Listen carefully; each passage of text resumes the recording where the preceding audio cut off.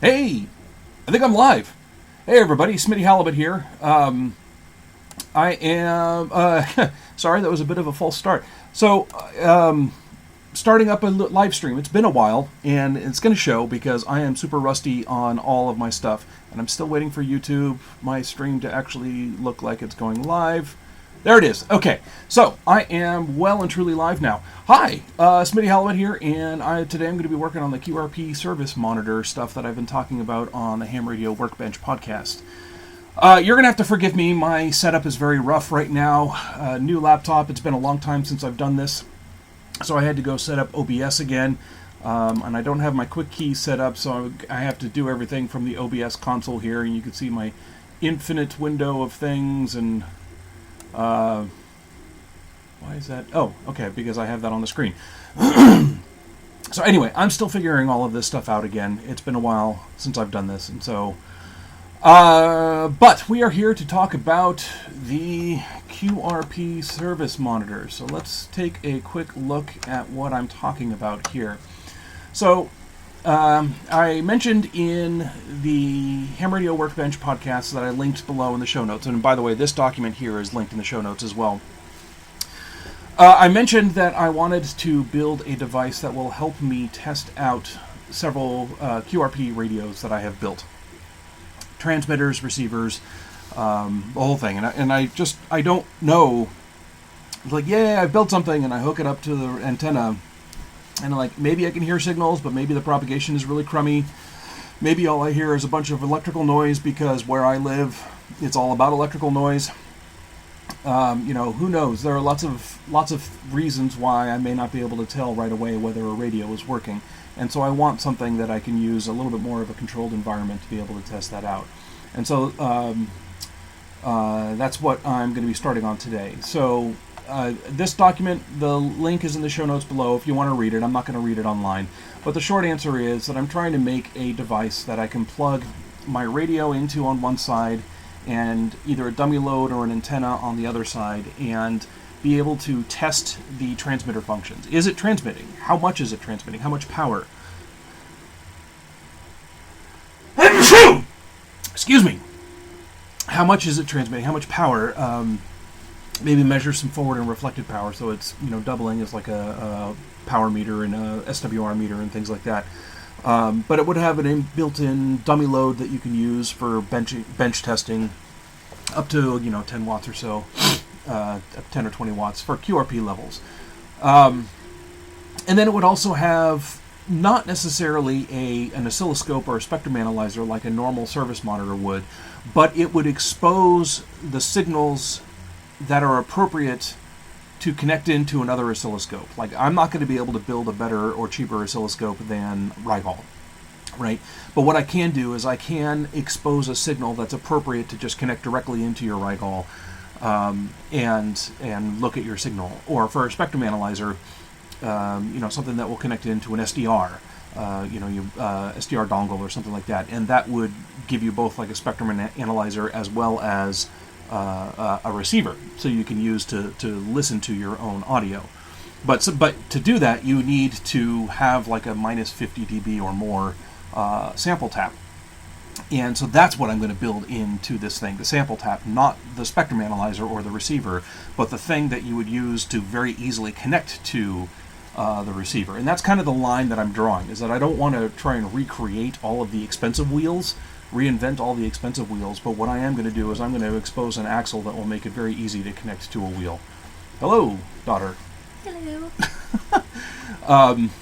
She is checking up on her print. So we've got some costume pieces here. So a little bit over halfway? Probably about that. Okay. No, 43% it claims. Okay. So not quite a little halfway. Bit under halfway. A little under halfway. But we're printing up, so you might hear kind of motor noises in the background. We've got the 3D printer going. Hi. This is my daughter Zoe. Hi. Hi. Anyway, so those are the noises you might hear in the background, or the blonde kid walking around behind me trying to get to things on the other side of the room. So that kind of... Can you see that? This is why I don't normally carry my glasses on my head. So that kind of thing, right? So similarly, on to test the receiver side of things, I want to build a signal generator. This one I may actually build myself because the signal generator to test a receiver is somewhat special. I don't know how special it is, but it's a little bit special. You need to be able to generate very weak signals, and to really be able to measure things like sensitivity and selectivity, you need to have very precise, not necessarily accurate, but very precise attenuation between two different signals that are going into it. So that may be something we make, but it's not going to be something I'm working on today. Right now, my goal is to work on the RF deck, meaning that the port coming in from the radio, going through the directional coupler out to a dummy load with some switches and taps and things like that. And then the parts that will measure the power, both the transmit power and the reflected power. And we've got some pretty cool chips that are going to do that for us. So like these analog devices chips here. Yeah, so that's about it. If you want more details on what the heck I'm talking about, go to the Ham Radio Workbench podcast and go listen there, because that's where I've gone into gory detail on this sort of thing. All right, so I want to thank you everybody for the blessings on my sneeze. My sneezes do tend to be rather loud. Yeah, I think I'm ready to get started. Sorry, I'm wrangling windows and whatnot. All right, so I'm going to bring that down. I got KiCad up here. I just created a new project called RF Deck, because I'm expecting there to be multiple different boards. Right now, I'm just going to do the one board that is primarily RF, and then we'll build out more boards later, like a frequency counter board and a microcontroller digital board with display and buttons and user interface and all that stuff. But right now, I'm just going to be concentrating on that RF side. So let's go ahead and bring up a schematic. All right. So first thing, let's go put some connectors down, because we are going to need to be able to import things. Coaxial connector.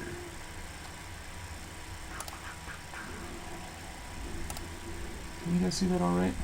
Yeah, you can. Okay. Some of the ways I've done streaming in the past, the pop-up windows like this didn't actually show up, but it looks like OBS has a pretty good system for doing this now. So, all right, we're just going to stick with that standard coax connector, and we'll put it down over there, but I want to flip it on Y because I want it coming in this way. Okay. So that's our input.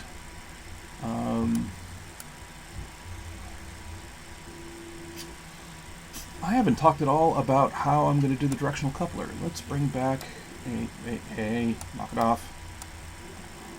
What are you doing? Why are you having a hard time with that? Why can't I bring that window up? Seriously, there we go. Why was that not going up? Okay. So, Nogawatt. See if I can find it. Nope.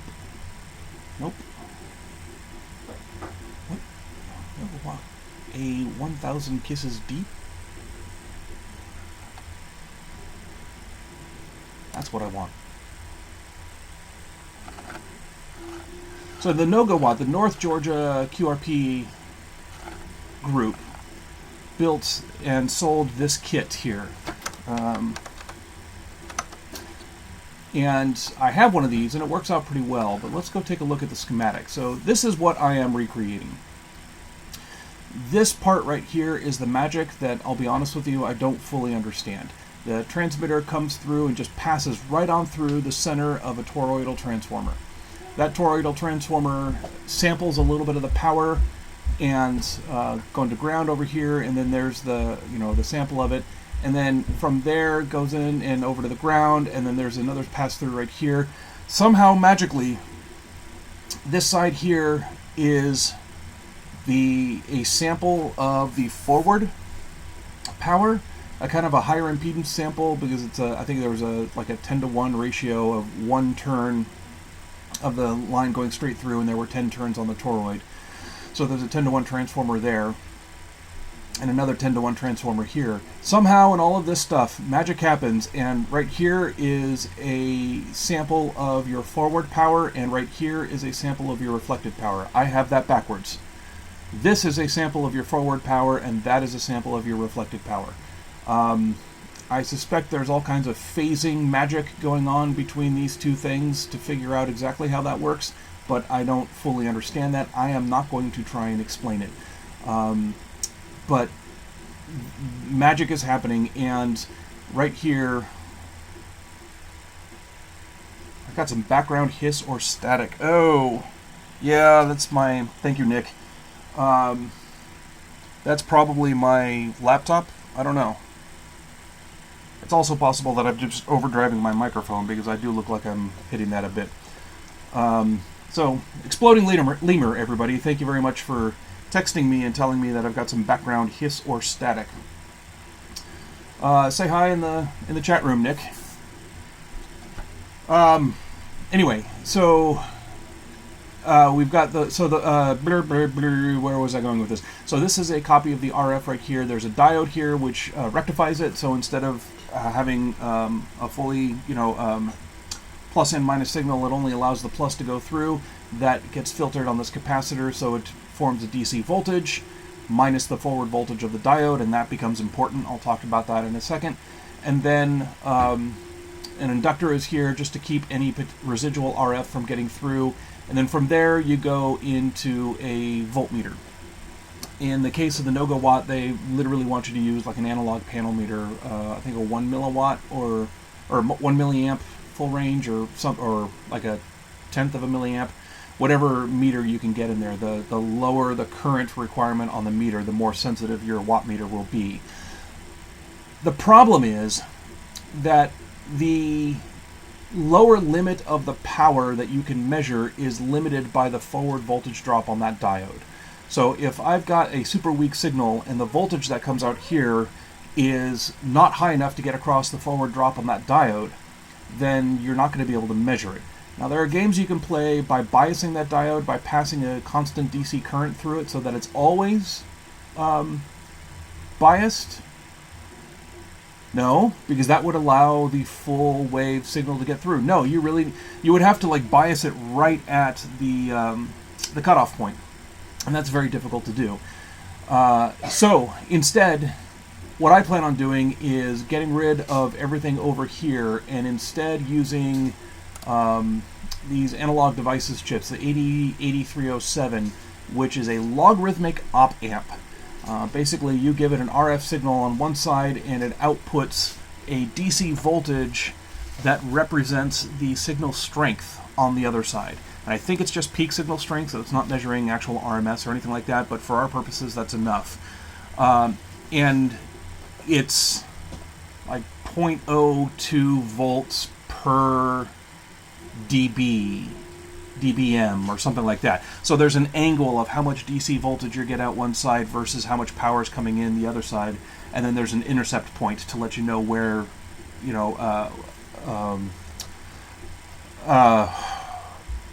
what power range it can read.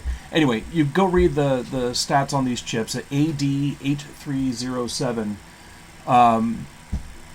And you can go read up on what that does. We are going to be using those chips. The advantage of that is that they... actually, I'm just going to go ahead and bring it up. The advantage of these chips is that they will measure very weak signals. So they don't have the same problem as the forward voltage drop on the diode. Okay, so 92 dB dynamic range from minus 75 dBm to plus 17 dBm. So plus 17 dBm is half of 20 dBms, 3 dB down from 20 dBm. 20 dBm is 100 milliwatts. So it will measure up to 50 milliwatts directly. But remember that we are, where is it? This is a sample. And so the amount of power coming in here is a tiny fraction of that. And I don't know exactly what that fraction is. It probably has to do with these 10-to-1 ratios and these transformers and things and yada yada. Anyway, there's going to be a lot of calibration involved here, but my goal is to replace all of this over here with that AD3807. Okay, so I'm going to keep this diagram up on my screen below because I've got two screens, one up there and one down there, and I'm going to keep this one up on my lower screen. The upper screen is the one that you guys have, and I'm going to use that as a reference. So input and output. So this is where I get to cheat a little bit. What? Too simple. History. No. Minimize the connectors. So I have already created a library item for this because I had already started working this out, designing this board at one point. And there was a very important part. Let's mixer transformer. Nope, not that one.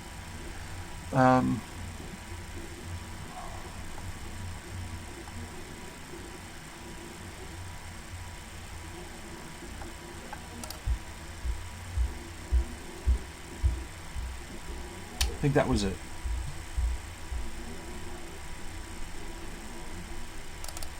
Yeah, if not, that'll do what we want it to do. So basically what this is it's a toroidal, right? All you need is any 4-port device, but more importantly, I laid out the circuit board version of this as well. Footprint editor. I'll show this to you of what I'm doing. Well, first let me show you how North Georgia does it. So they have this transformer right here. And so this is a hole cut in the board. Your input comes here, it goes across. It's literally just a wire through the transformer, or through the toroid. And there is a hole cut in the board right here. So the transformer is like in line, like the plane with the board. Here's the board, the transformer is right there. It's not sitting on top of the board. It is in, kind of inset into the board. And so I had made a component that was similar to that. Let me see if I can find it.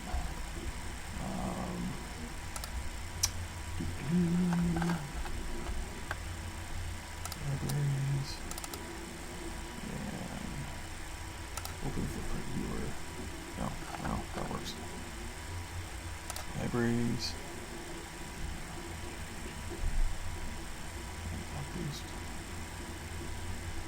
Show toroid balance mixer. Nope. That's a different one.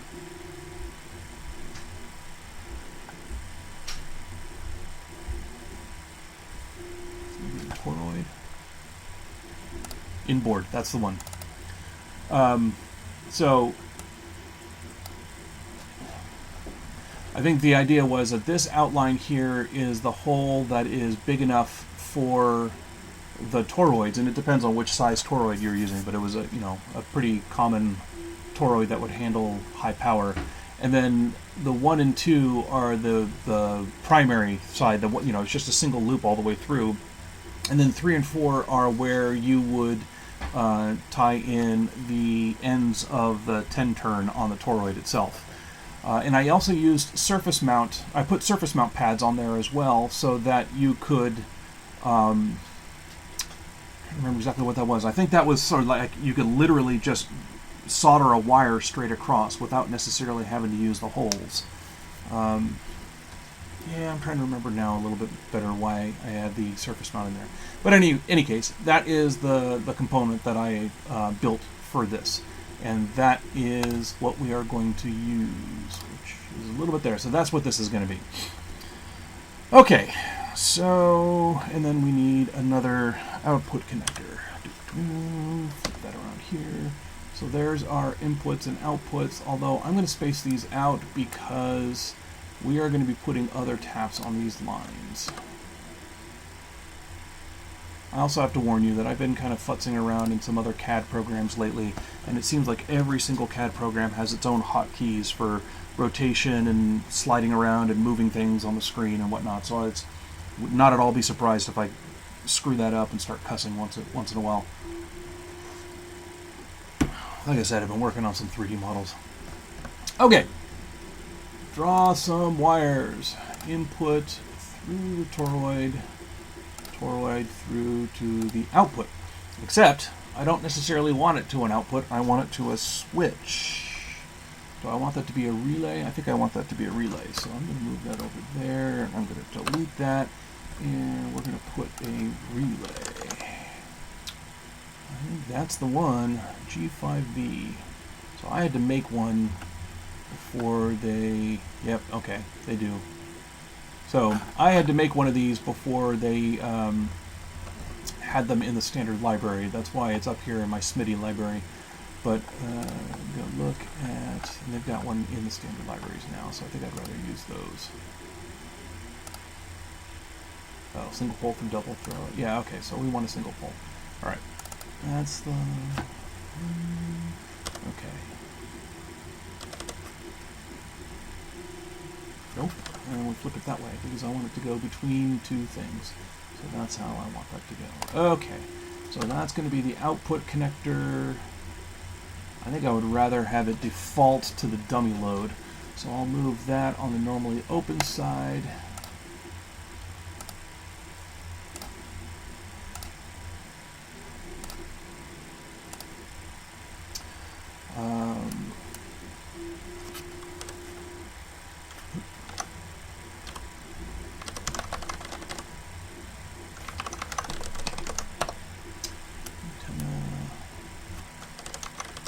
Come on.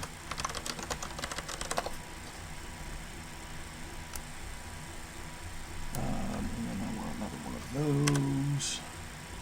So right now, I'm going to make the dummy load a connector because even though I'm likely to build my own dummy load, I don't want it on the RF board just because of heat. So I want RF ground. Do we have an RF ground?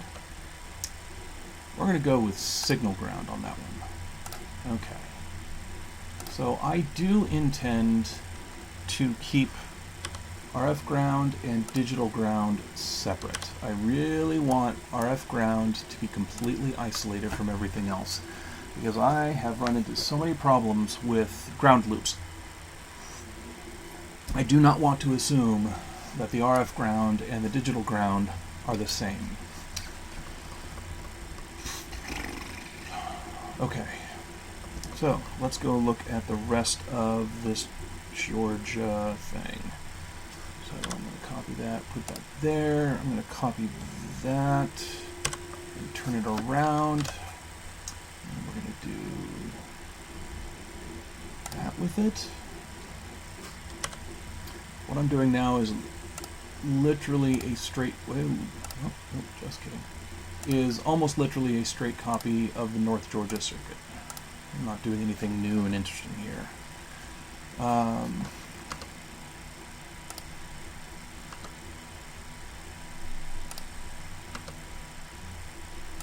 Okay. So that comes around like that.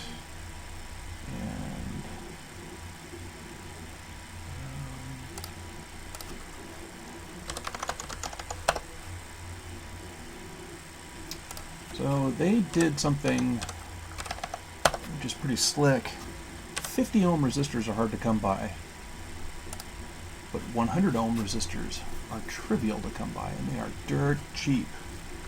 It's a lot easier to just put two 100 ohms in parallel than it is to try and find a good 50 ohm. The other advantage to using 200 ohms in parallel is that you tend to average out the variance. So if one of them is 101 ohms and the other one's 99 ohms, you're closer to get to 100. Control-C. I think that worked. Yay, look at that. It does. Okay, so those are our things. Okay. I mumble a lot when I do this.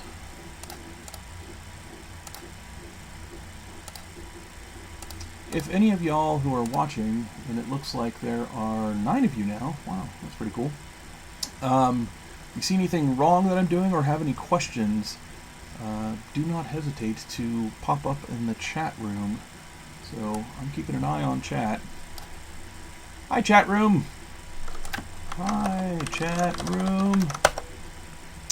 It may take a little bit for me to notice it, but I will, and I'll get back to you. Okay, so that goes there. And that's that. So there's the Noga transmitter, or time thing, whatever. Directional coupler. From here, the output of that is... Here, let me do it this way. So, hey, what are you doing?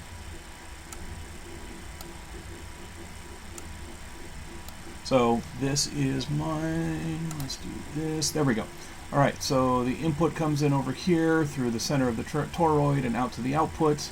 We have a sample coming down to the other multi-turn side to ground. We have ground on that one across the transformer and into there. We've got a couple of 100 ohms to ground here, straight through the toroid, through a couple of 100 ohms here, go to ground. And so the output of there is where the diode would normally go, and the output of there is where the diode would normally go. So let's do some text here. We'll do reverse. Oops. And forward. Okay, cool. And the Nogawatt, I think, is done. Now I need the documentation for that AD8307. Data sheets. So let's go take a look at this for a second. The Killer Spud, good morning. N3Vem, hi, back at ya. I'm listening along mostly, doing all the fun housework like vacuuming and prep for guests coming. Well, I'm glad to know that us on the ham radio streaming and podcasting community are great for letting people get chores done. You know, lawn mowing and laundry and dishes and whatnot. That's what I use podcasts and audiobooks for too as well, so I gotcha. Okay, so this is our low-cost DC to 500 megahertz 92 decibel logarithmic amplifier. So you send it an input here, and it does magic and outputs a voltage here. Go read these data sheets. It is pretty darn cool, and it is DC to not quite daylight, but certainly enough to cover our goal of doing the EHF spectrum. So, if I remember correctly, actually, the stuff in here wasn't super useful, but I can copy things from somewhere else. Because I've seen little modules from eBay that do exactly this. So we may go take a look at that. But yeah, it's super simple. In minus, in positive, so 1 and 8 at the top of the chip are the balanced input, and you end up, if you have unbalanced, you just end up grounding the minus, and that's fine. Yeah, and then you know, it's just output is here, and you got some other signals that you need to do. So chip enable, positive supply, you know, and there are some kind of things that you can fine tune. Logarithmic RSSI, that's what we need. So logarithmic receive signal strength indicator. That is exactly what we're looking for. So, and it's assuming a 12.5 kilo ohm load, which is pretty close to the analog impedance on a microcontroller. That may take some tweaking, or if we really want to be safe about it, we follow it with an op amp. And the op amp has, you know, we can set the impedance on that. We can just put a 12.5K to ground, and you know, the input of the op amp is, you know, megohms, tens of megohms, and then the output of the op amp is super low impedance, and it'll drive anything. So that's probably what we'll end up doing. You can get a, you know, 072 dual channel op amp in a single chip. So we'll have one of these for forward, one of these for reverse, and then we'll feed the outputs into a dual op amp, and then the outputs of that will go to the microcontroller. That's the theory. Did these take power? They do take power. Okay. So, yay, graphs. I trust you. So this is what I was talking about with the intercepts, right? The voltage per dB kind of defines the slope, and then the intercept tells you where the dynamic range is. You know, the minus 90 to plus 17 dBm.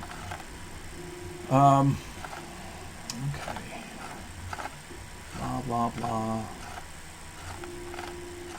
Interfaces. Okay, here we are. Nope, that's the internal still.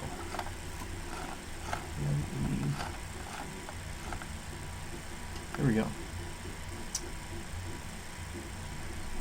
Minus 75 dBm to plus 16 dBm. Okay. Our in is 1.1 k ohm, so if we need anything less than 1.1 k ohm, we do it here, and ours is 50, and we've already got our 50 in there, so that's fine. They do want us to DC block that. Okay. And then we just need to take positive supply and enable, tie those to voltage supply through, okay, and that's just a decoupling cap and then a filter resistor there, and ground the common, and then our output is 25 millivolts per dB. That's what I was looking for. Okay, so that tells you your slope. So that's it. That's the connection. That's what we got to build. The only thing that I'm a little curious about is the in minus. I think I can just ground the in minus pin if I'm doing an unbalanced signal. Where higher sensitivity is required, an input matching network is valuable. Using a transformer to achieve the impedance transformation also eliminates the need for coupling capacitors, which lowers the offset voltage generated directly at the input and balances the drive to the in P and in M. The choice of turn ratio depends on the frequency. Okay, frequencies below 50 megahertz, the reactance of the input capacitance is much higher than the real part of the input impedance. Reactance of the input capacitance. I would have expected that to be the case at higher frequencies. Okay, is much higher than the real part of the input impedance. In this frequency range, the turns ratio of about 1 to 4.8 lowers the 4.8 turns ratio? Really? You're not going to just round that up to 1.1 to 5? Lowers the input impedance to 50 ohms while raising the input voltage, thus lowering the effect of the short circuit noise voltage by the same factor. There's a small contribution from the input noise current, so the total noise is reduced by a lesser factor. The intercept is also lowered by the turns ratio.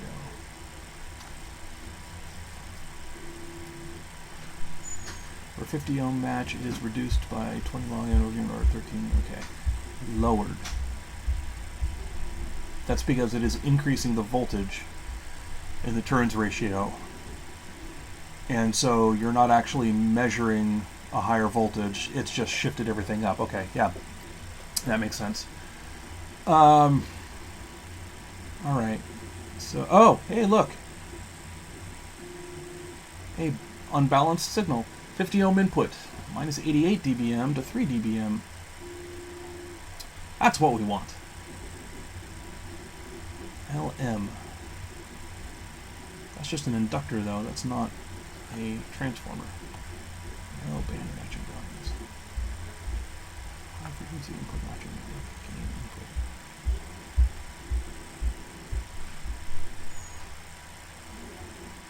I'm confused. Transformer is used in broadband applications. However, a magnetically coupled transformer may not be convenient in some situations. At high frequencies, it is often preferable to use a narrow band matching network.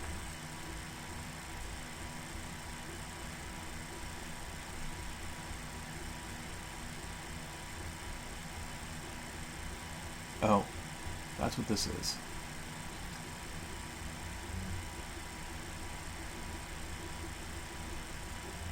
Oh, okay, yeah.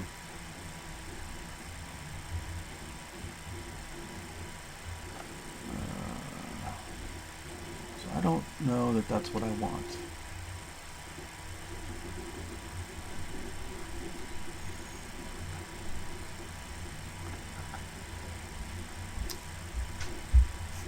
I don't want narrowband, I want wideband.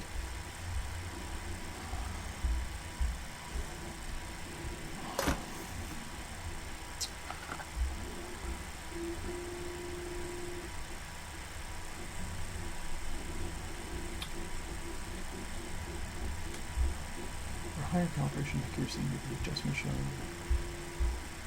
Oh, so you can adjust the intercept point by putting a voltage on this pin here.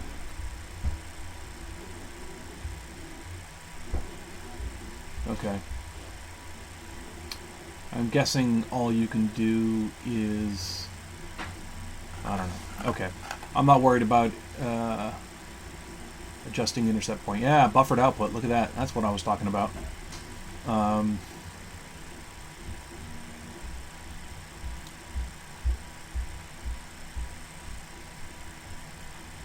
Cable driving log op amp.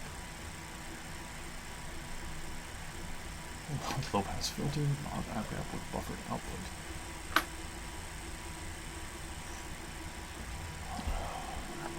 Okay. 1 microwatt to 1 kilowatt 50 ohm power meter. Hey, that looks convenient. I apparently didn't read these well enough. Two antenna. So, okay.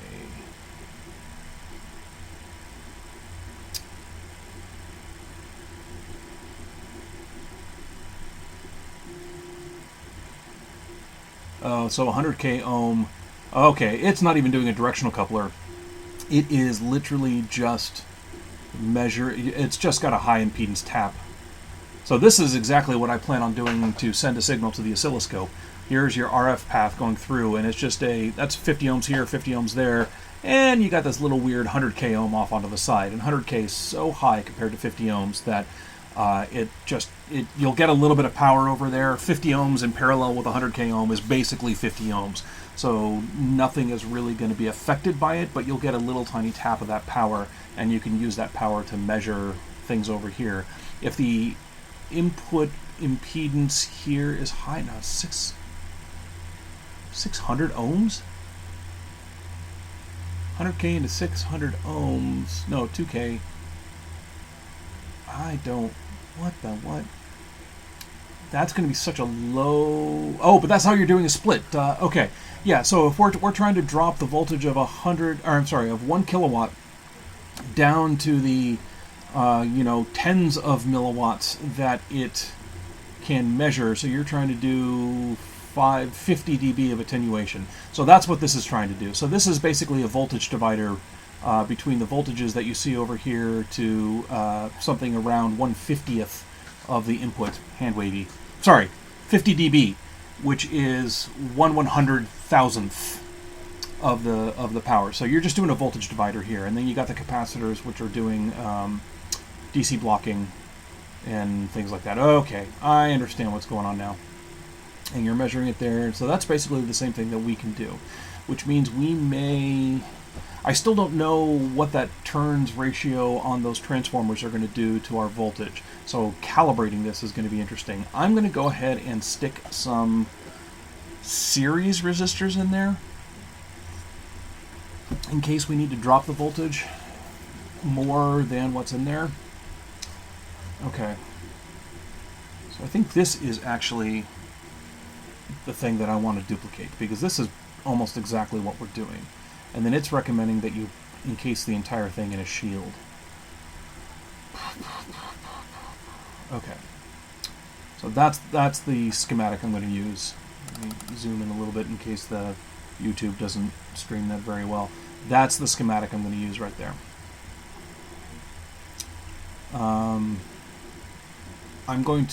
That value will want to adjust because I'm not going for a kilowatt. I'm probably just going for maximum 10 watts.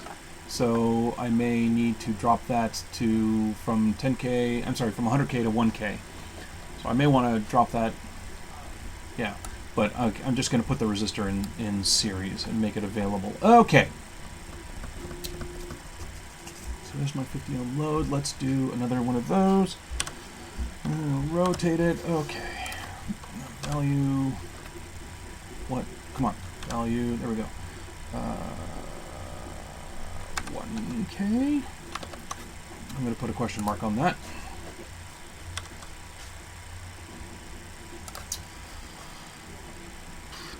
That may end up being 0. Okay, and then you want some capacitors in there too. Okay. Small. That's a series cap.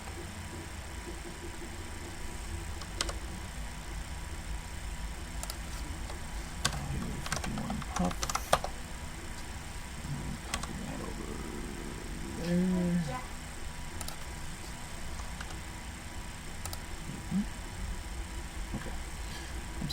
Okay, and then let's actually just put the chip down.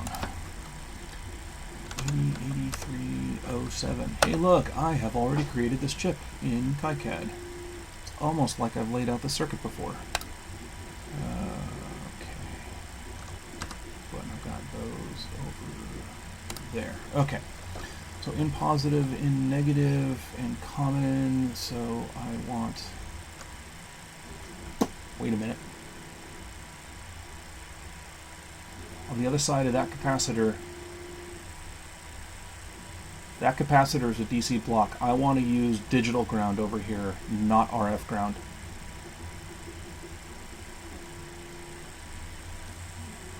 Yeah, digital ground. Okay.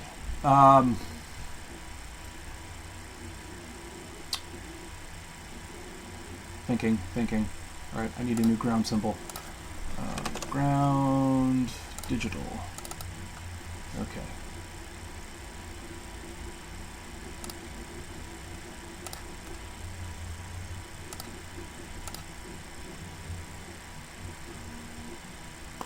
You want me to do that through a cap to ground?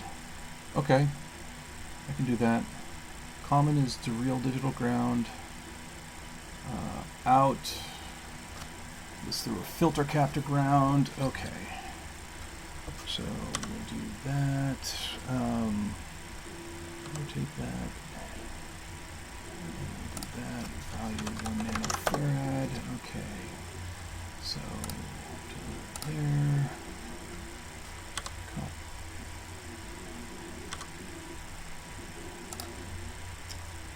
And then 2K ohm. Why do you have a series 2K ohm on your output? I guess to make sure that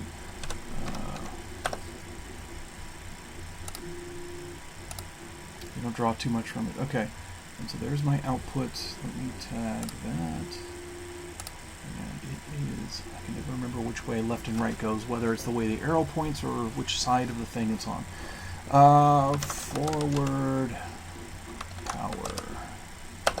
Yep, the other way.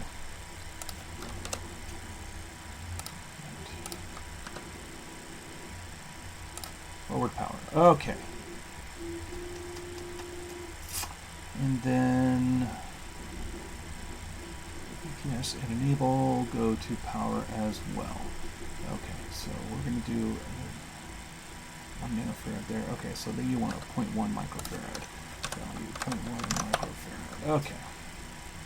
And, whoop, hey, what are you doing? Copy. Thank you. Value 0.1 microfarad. So keyboard shortcuts in KiCad are pretty much a requirement. I mean, not literally a requirement, but I highly recommend you learn them if you don't already know them. They are pretty amazing. Okay, so we'll do that, and then we'll do that. So enable, and you also want that. Why did I have that coming on the other side? That's kind of annoying. Okay. So positive voltage and enable are both tied to that. Okay, let me pull my 5 volt power plus 5 volts. Hey look, power.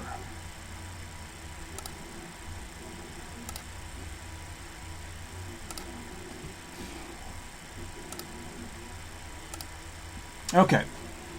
Power comes in, it's got a little filter resistor there, got a decoupling cap there, powers the enable and the voltage supply. This is all digital side because that capacitor right there is going to be my DC blocking cap, excuse me, which will differentiate between RF ground, ground S, the signal ground over on this side, and the digital ground on the other side. Technically speaking, we should probably put a big-ass cap across those two as well. But I want a resistor. Why do you have a 604 ohm resistor in series with a 2K trimmer pot? That is oddly precise to be in series with a trim pot.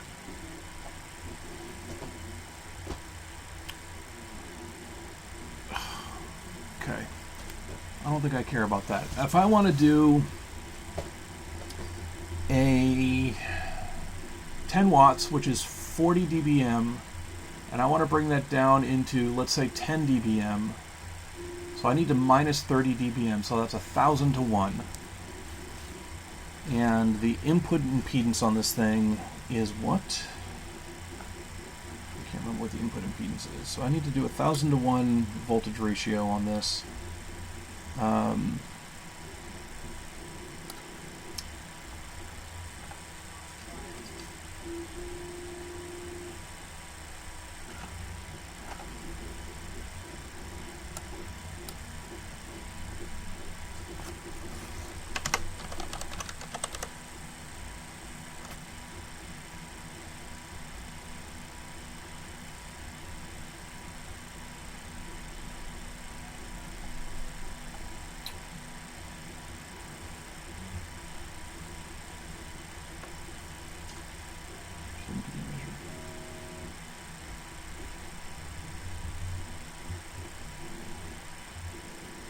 The 8307 presents a nominal impedance much higher than 50 ohms, typically 1.1K for low frequencies. Okay, that's what I needed. So that's going to give me my 1K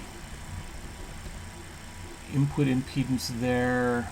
So, okay, okay, that does need to be 100K, but I'm still putting a question mark on it. Value 100K.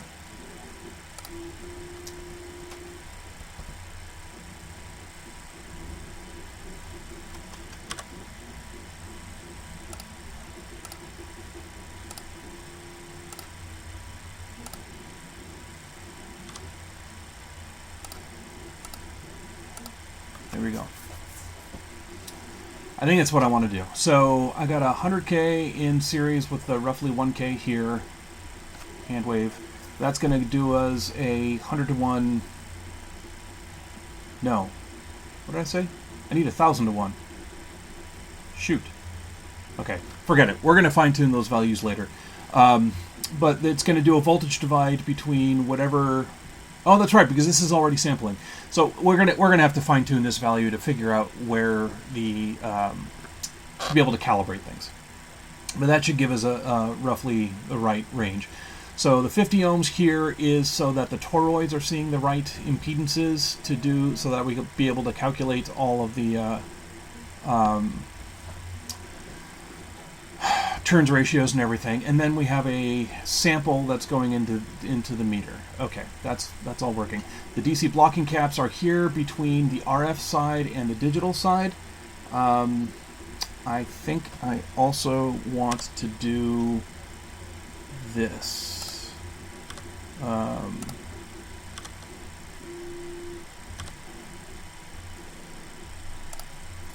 probably want that to be bigger than 50 puff.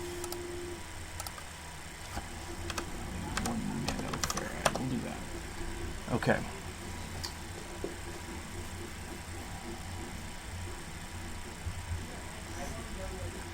So int and OFS, I believe I'm just going to leave disconnected for now. All right, look at that. Then I'm going to bring this around to here. You know what? Actually, hold on. I lied. I'm going to delete that. I'm going to delete that. I'm going to copy all of this. And paste it.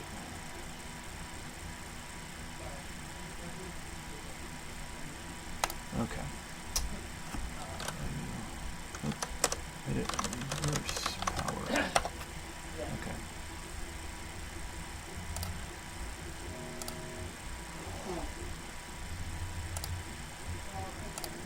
Okay. Probably don't need two of those. Just the one. Let's move it down. Okay. So that's my RF deck. I need to bring in a digital ground, a power, forward and reverse outputs, and the relay signal. All right. So how many connectors do I need? 1, 2, 3, 4, 5, 6. Okay. may have more. I'm going to go ahead and put like a 10 pin here. M2X05. How about we do that?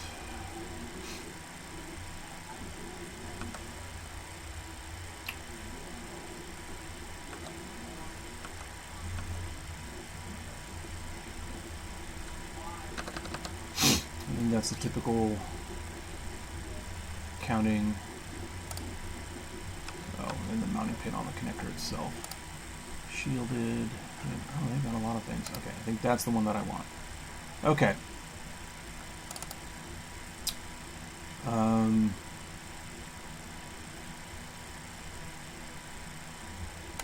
right. Two digital deck.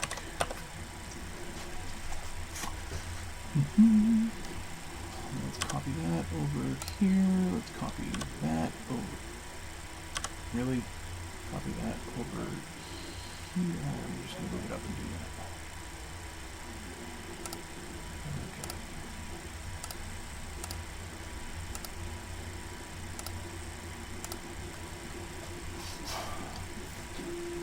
Let's do forward power and reverse power.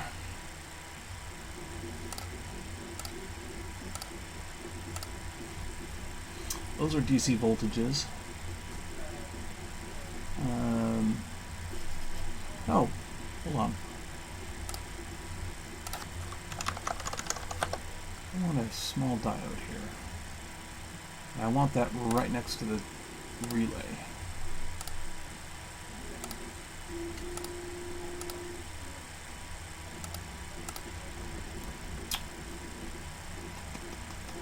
I'm debating whether I want to just run both sides of the relay to the connector, or whether assume one of them is going to be that digital ground. I think on this side I'm willing to let that be a digital ground.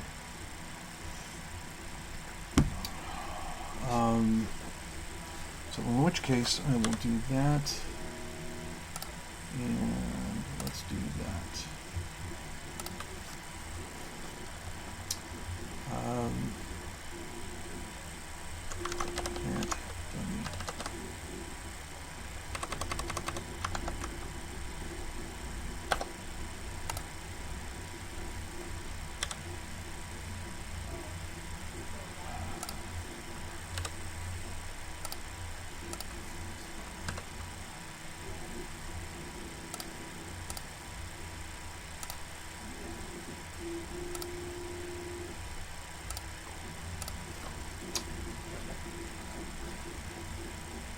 Okay.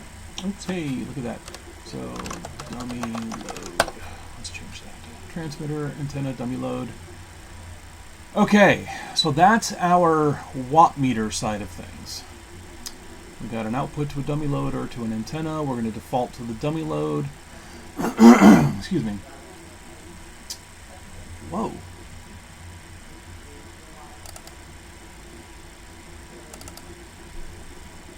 My copy of the live stream looks like you're only seeing about the top half of the screen. What is going on? OBS, what are you doing? How long has that been going on? Sorry about that. I just noticed that. My apologies. Okay. Well, OBS has figured its stuff out. Okay. What else do we want to have on here? So I want a high impedance tap, I want a low impedance tap, and I want a place to inject a receive signal.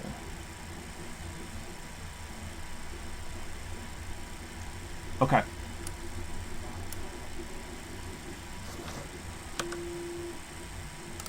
Yeah, come on.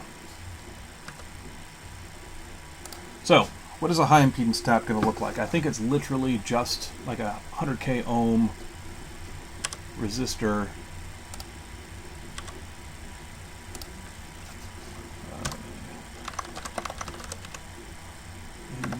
Impedance tap. I think it's literally just like a 100k ohm resistor in series. So we're going to do that. Oh, really?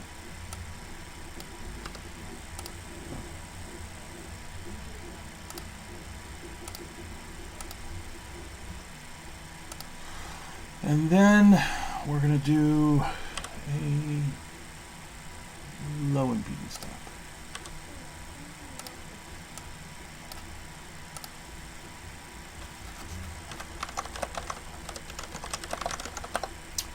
And I think the way you do that is with a T-pad.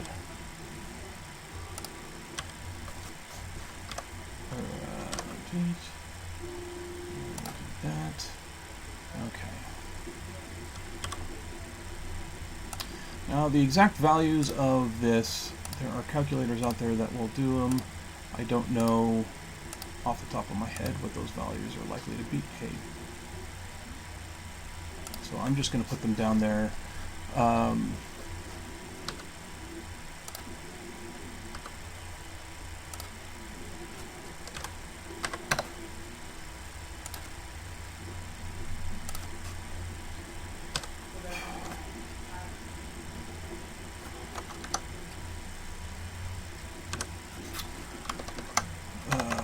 Minus 15 dB. I'm cheating. I am totally cheating. Minus 50 dB. Okay. So this is going to make a high impedance tap of your signal coming from your transmitter, which you can use to send to your oscilloscope, which has like a meg ohm impedance. There will be a little bit of a voltage drop there, but otherwise you're just looking at the voltage going in. And then the reason that's, I can even probably drop that to like a 1K.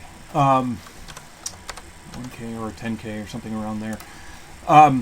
The purpose of having that 1K resistor there is that if this accidentally gets shorted to ground or something like that, it's not going to affect the transmitter, or not hugely. It'll affect it, but not a lot.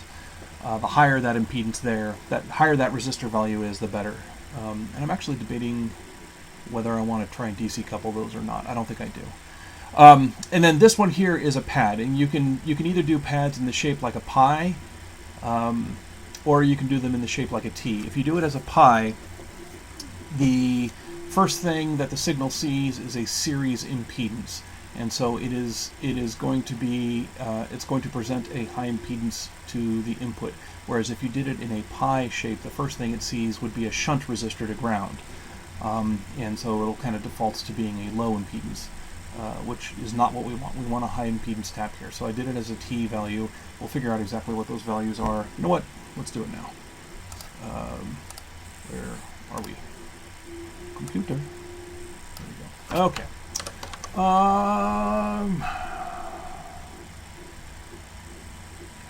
T attenuator calculator. Look at that. Matching T attenuator calculator. Let's see what happens. Series in, series out, series shunt. How do I calculate those? Input impedance, 50 ohms. Output impedance, 50 ohms. Required attenuation, we'll say 50 dB. Go. And click the calculate button. And press calculate below to obtain the ideal. Calculate. There we go. Series in oh, bugger.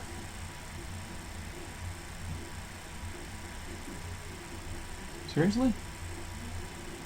Actually, I take it back. 10K. That's what I want to see. Ideal series in resistor. 10 ohms? Try that again. There we go. That's more like what I wanted to see.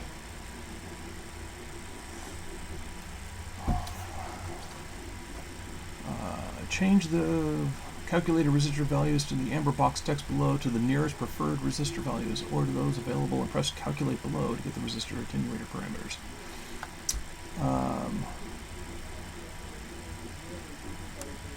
Series in resistor 10,000. Series out resistor 40 what is it, 49.9, I think, is a common 0.1%. And then shunt resistor,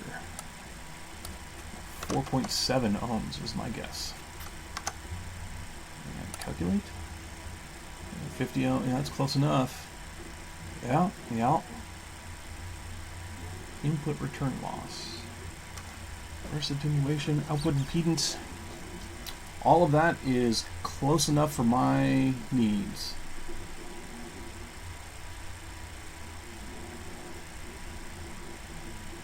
Okay.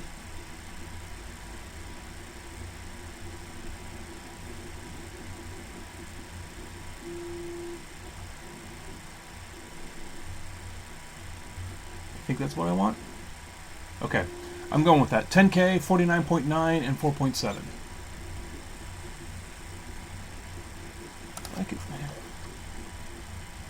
Let's try 46. I don't know what values are really achievable there. Actually, hell, I just do 100. Nope, not 100. Sorry, 50. If I put 200s in parallel again, what does that do?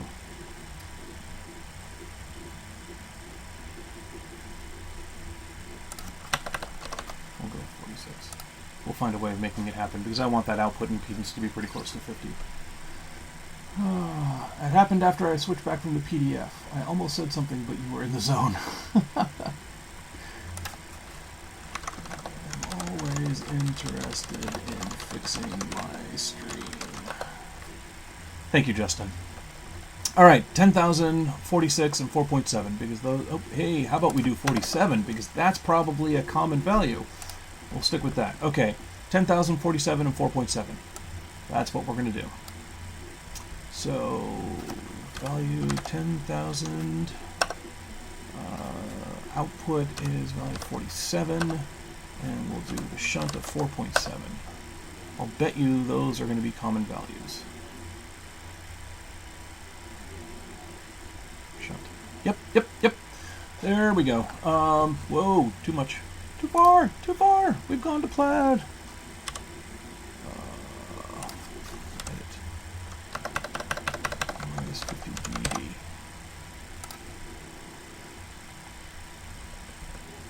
We'll make that a 10K. Okay. High impedance tap, low impedance tap.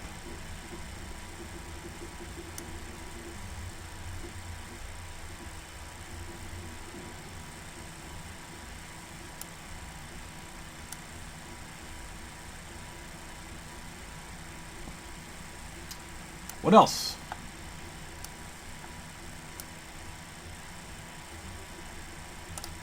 Let's look at my document. Transmitter test. Directional coupler, no voltage dividers. Forward should handle at least, okay, we'll figure that out by adjusting those resistors. Reflected should be able to measure down to 0 dBm.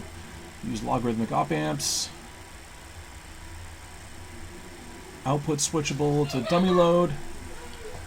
High impedance sample port, 50 ohm impedance sample port, expose the forward and reflected components of the signal.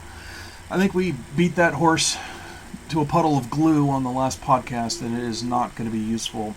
Frequency counter, that's what I need. Audio signal generator, single or dual tones. Okay, I'm going to put the audio signal generator on the digital board, but I do want to have a tap for a frequency counter. Oh! We also talked about buffering these with an op amp. I do want to do that. 72.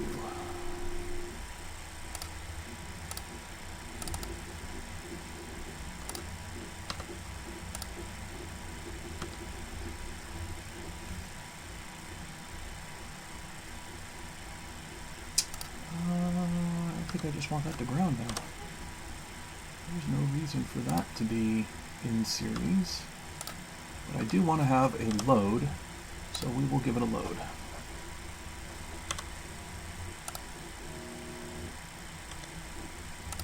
Okay. We got that one. We'll do unit B. Okay. We're just going to have these as voltage followers. And then I need to put unit C in here somewhere. Yep, and we'll put unit C right there. Okay. Oh, I do need some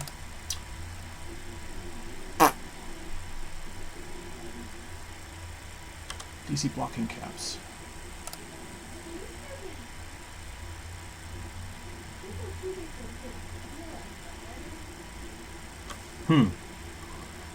Because this is DC. No, I don't want DC blocking caps. I want...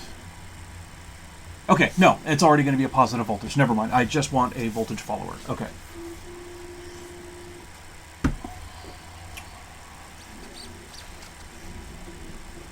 I think I want that something other than 2K. Anyway, we can adjust those values.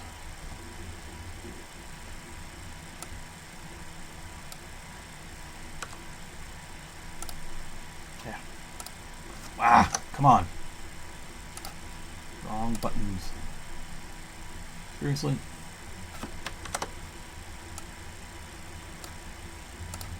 I have this thing about making things on grid.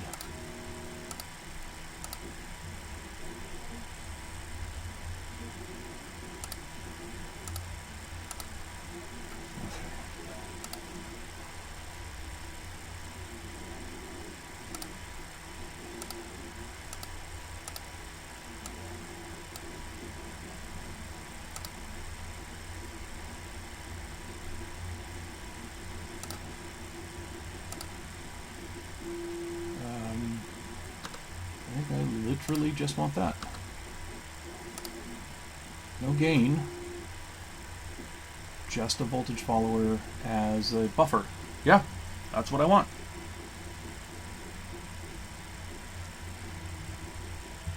I'm going to need a decoupling cap. So...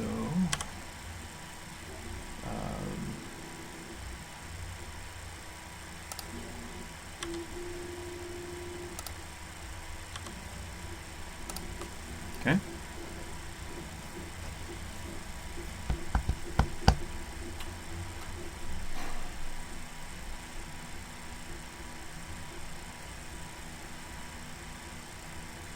All right, so I got that.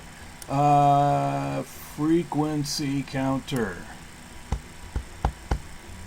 So all of those are on the back panel. Those are going to be on the back panel. All of that one may be internal. So the frequency counter,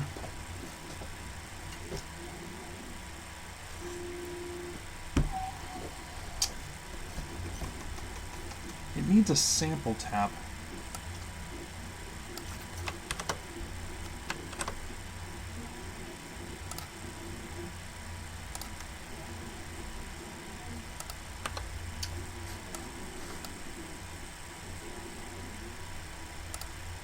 I don't know. I literally just want another sample tap that's dedicated to the frequency counter. That might be what I want.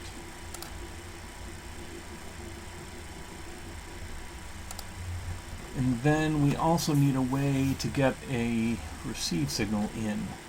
I don't even want that to be a tap. I just want the ability to inject a signal directly into that. Question is, do I want it switched? Yes, I do, because I don't want to be transmitting into it. I need to put another relay in here.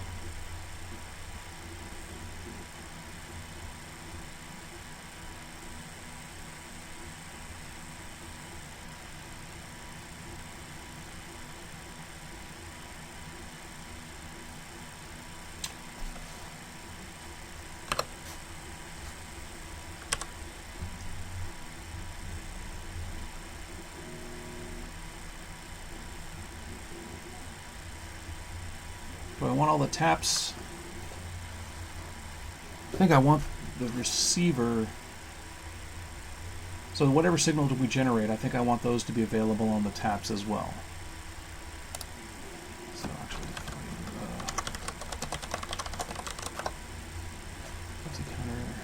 so I want Y. So transmitter, or the radio, not just a transmitter. The radio, all the taps will see exactly the same thing that the radio sees. The radio can either be switched between the transmit side or the receiver side.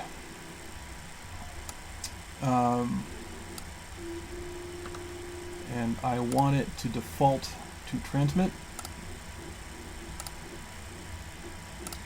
so that the radio never accidentally keys into the receiver. And I think that is the key, is that I don't ever want it accidentally keying into the receiver. Oops, no.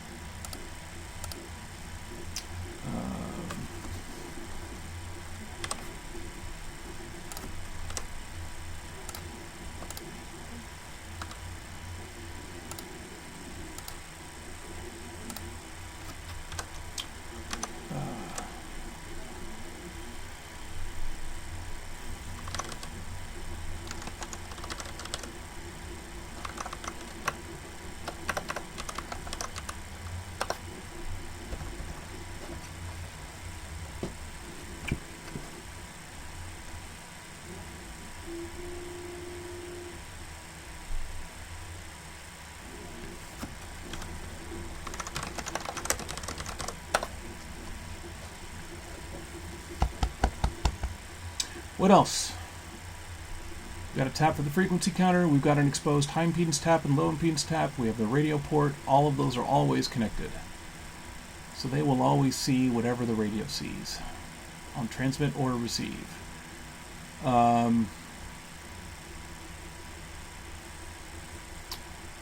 Then we've got a switch which will either connect up to the transmit. I'm almost debating whether I want this to just connect or disconnect the signal generator rather than switching between them, because I can conceive of a time where I might want that signal generator. No, I guess I don't.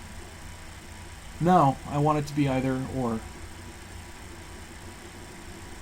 Because if I ever wanted to go through the directional coupler, I could just put this relay on this side.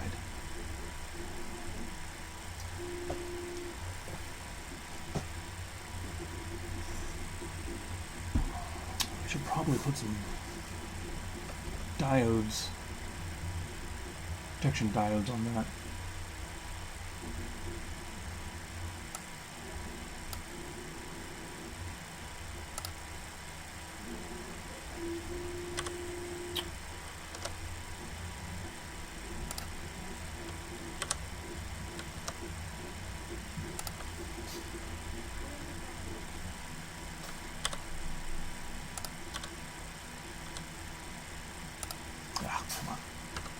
So what these are doing is they're just diodes.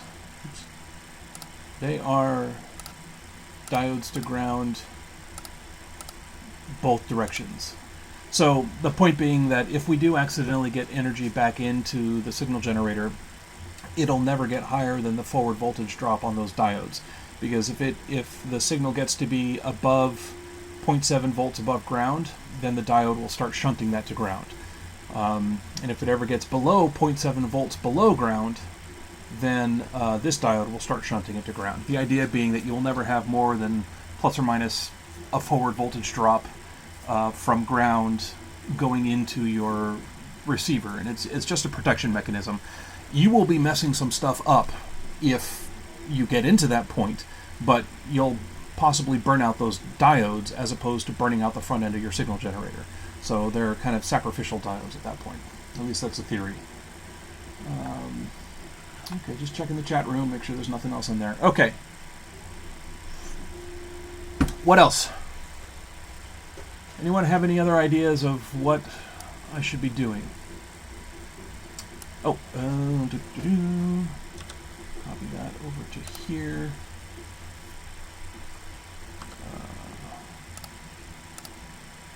Actually, you know what? I'm going to do this differently. Okay.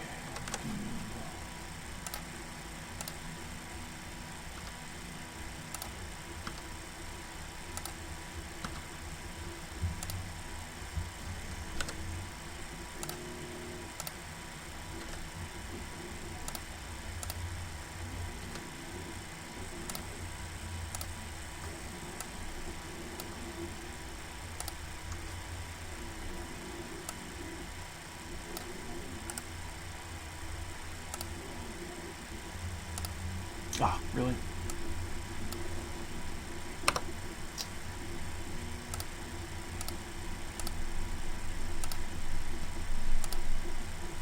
In older versions, if you connected them up and then dragged them back out again, they would drag wires behind them. But apparently not in this version. So the idea being that each one of these signals is going to be paired with a ground, which may be a bit overkill, but there we are. What I am also going to throw a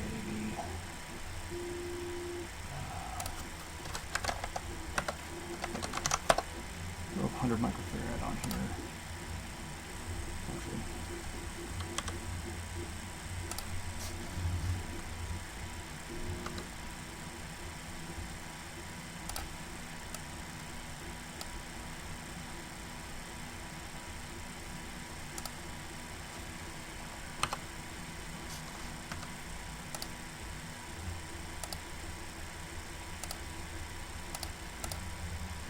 okay.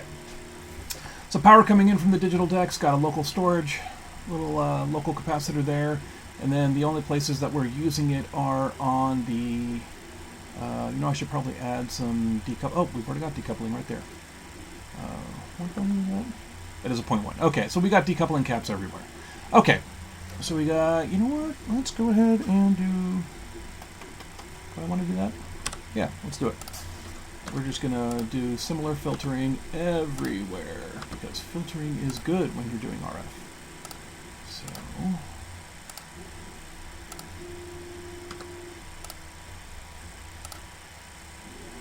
okay. So what this is doing is that if there's any noise here, it's going to get, actually, that's protecting from noise coming in here, because any noise or any AC signal that comes in this way is going to get eaten by that capacitor, and then the voltage drop will go across that resistor. You want to have at least a little bit of series impedance for the voltage to drop across. What this is not going to do is protect against noise going the other direction, which is a little bit weird. But I think we'll be okay. Okay. So we've got 22 ohm and 0.1 microfarad. I am curious, what is that frequency? Oh, I have a calculator for just this reason. So 0.1 exponent minus 6, enter, 22, function 72 kilohertz. So I've got a function on my calculator. I don't know if you can see this. Where's my OBS screen? There we are. We've got a function on my calculator. No, you can't see any of that, can you? 1 over 2 pi. It is a calculation that I do an awful lot. 1 over 2 pi RC. And so I just put my R and my C on my stack of my RPN calculator and then hit that function button, and it calculates the 1 over 2 pi RC value. So a 0.1 microfarad cap in series with a 22 ohm resistor will have a cutoff of about 72 kilohertz. So anything above 72 kilohertz will shunt through to ground here, which seems, I don't know, fine. It'll block any RF coming in.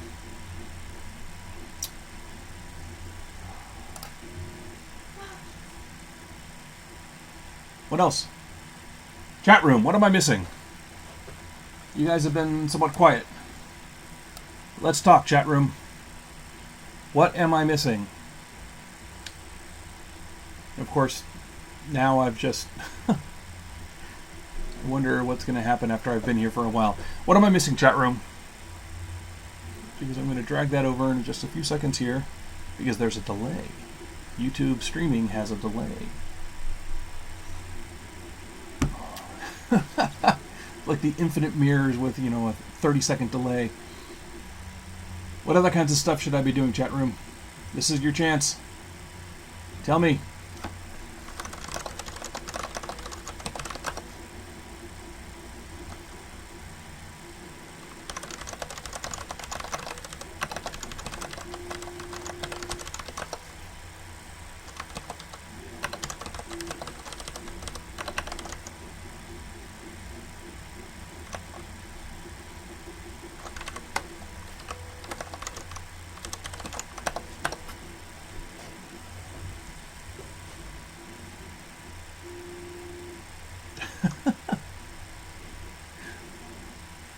I kind of admit that I'm really fascinated by this 30-second infinite mirror here. Anyway, I'm moving out of here.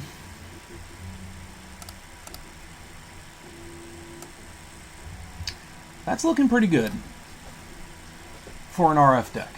Obviously, we've got a frequency counter. Ideally, I would put a real frequency counter here, not just a tap to go to a frequency counter. Although with eBay, let's bring up some eBay modules to show you what I'm talking about. There we are. Okay. eBay.com. Is there anything embarrassing in my search history? No. Okay. Bring it up here. 808307. I don't want the chips, I want the modules. You're going to show me a module? Yep, hey, look at that. So this is kind of where I got the inspiration.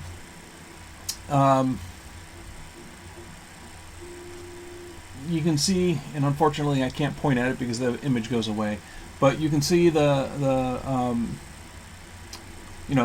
almost exactly the kind of the schematic that we did, although without, yeah, sort of, yeah, the DC blocking caps, there's the load resistor, this one's got two DC blocking caps, C1 and C2, and then C3 is the, the negative input to ground with a load resistor R1 in there, and then it's got some power cleanup on kind of a C7, R2, and C6 up at the top, a protection diode to make sure the voltage is going the right way, and then you've got an LED because everything needs LEDs. What is C4? Capacitor to ground. None of the ones that I've done have shown that. Okay, but in any case, that's basically the circuit, pretty darn close to the circuit that we've added to this thing. So this is where I got kind of one of the ideas. So another possibility is to stick an SMA port. In fact, I may do that. Not that I'm going to remove these, but I'm going to stick an SMA port right here. That will allow you to, instead of building all of this out, to just buy a couple of these modules, these eBay modules, and connect them up, if that is your preference.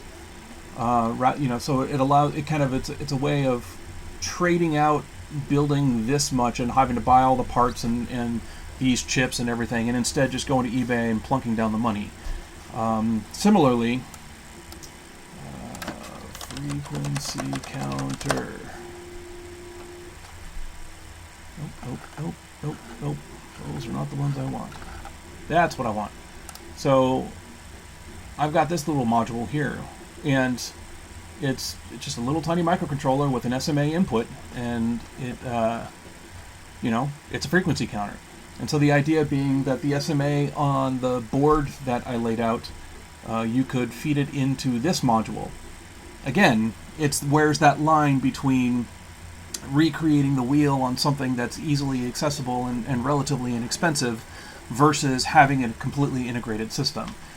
O-scope, spectrum analyzer are pretty clearly on the nope, not going to re-implement to that side of the spectrum. Frequency counter, power meter, that's kind of in the fuzzy area, and so maybe I will just make the SMAs available to allow the builder of the project to decide which way to go on that. That's what I'm going to do. So, we're going to do that, and we're going to put that right there. Value, we're going to make that forward sample.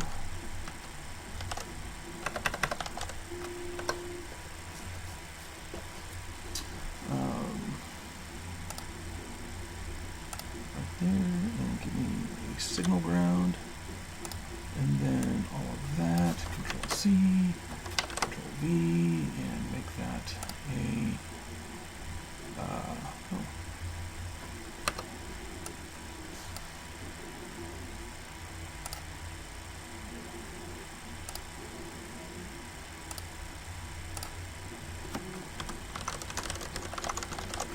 reverse sample. Okay, so now you as the builder of this thing have the choice of either feeding these through to the external modules, or if I've completely screwed up the design on these things, at least now the rest of the board will still be usable, because you can take those samples and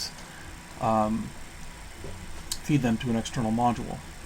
It is also the thing that George and I were beating a dead horse on, of whether it's useful to have a sample port that you could feed to an oscilloscope and look at on an oscilloscope if you wanted to only view the forward signal or the reverse signal, figure out what components of your signal were being reflected. I didn't know if that was useful at all, but now they're available. We'll have these little SMA ports on the board that you can tap into. Even if you build this on the board, you'll be able to tap into it there. Just make sure you're using a high impedance load. Something greater than 100K going in here, because otherwise you're going to start dividing your power. But yeah, so we got the frequency counter module you can hook up there. Got the power meter modules you could hook up there. Signal generator you can put in here.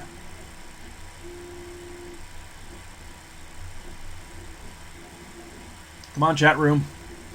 Nobody's coming up with any other suggestions. All right. Let's bring back my document, because that's what I was trying to do the first time around. Okay. Why do I have two data sheets? Oh, because that's the page. That's the data sheet. Okay. So transmitter test, forward and reflected power. Directional coupler, have that. Forward should handle at least, we're going to have to do the dummy load on that. Reflected should be able to measure down to, okay. We're going to have to balance those out, but I think we've got the stuff in there to make all of that workable. Use logarithmic op amps. Output switchable to a dummy load, high impedance sample port, a low impedance sample port. Expose the forward and reflected components of the signal, which we're doing. Frequency counter, we're just exposing that as a connector. Audio signal generator, we're going to do that on the digital board. Receiver test, 2 RF signal generators with variable attenuation capable of generating weak signals into the noise floor and strong signals to test selectivity and IMD numbers. Okay, well I don't have the signal generator, but I've got the point where I'm going to insert it.